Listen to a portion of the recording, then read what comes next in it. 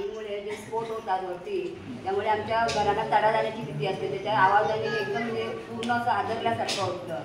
आमच्या गडाबरी गावामध्ये जी मायनिंग चालू आहे त्याच्याबद्दल आम्ही पुढे मुख्यमंत्र्यांपर्यंत जो आम्ही जे पत्र पाठवले होते त्याचं काही आम्हाला उत्तर मिळालं नाही.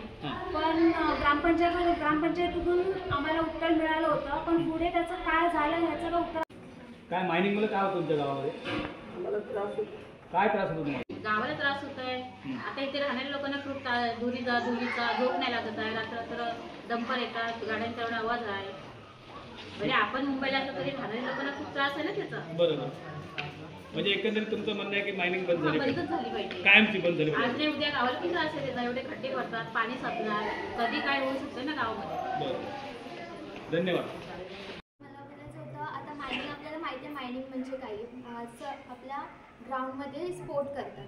तर फ्युचरमध्ये आता आपल्याला जसं महाडमध्ये जशी एक हे झालेली तळीये गावची घटना, हां, तशी तुम्हाला भीती वाटते का? हां, तशी भीती वाटते. सपोज नंतर फ्युचरमध्ये काही जास्त पाऊस वगैरे झालं, मग ते दरडी कोसळून इथे गावांना त्रास होऊ शकतो. आणि परत सिनियर सिटीजन्सच असतात फक्त आपल्या गावी, तर त्यांना त्रास होऊ शकतो. आणि आमचं गाव इतका डोंगरावर आहे, तर त्या खालच्या यांना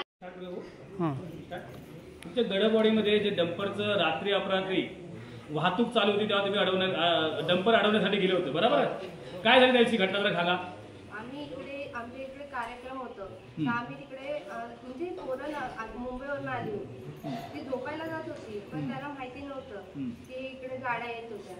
त्यांना वाटलं आवाज वगैरे आले म्हणून पोरं गेली तिकडे बघायला की गाड्या वगैरे आल्यात का. तर तिकडे 70 डंपर लागले होते लाईनीमध्ये. 5-6 डंपर वरती गेले होते, पण एक डंपर वरून खाली येत होता, म्हणजे टेम्पो सारखाच होता, वरून येत होता खाली. त्याला आम्ही अडवलं, मग पोराने अडवलं, मग आम्ही पण गेलो, पोरी पण वगैरे सगळ्या महिला वगैरे धावत गेले.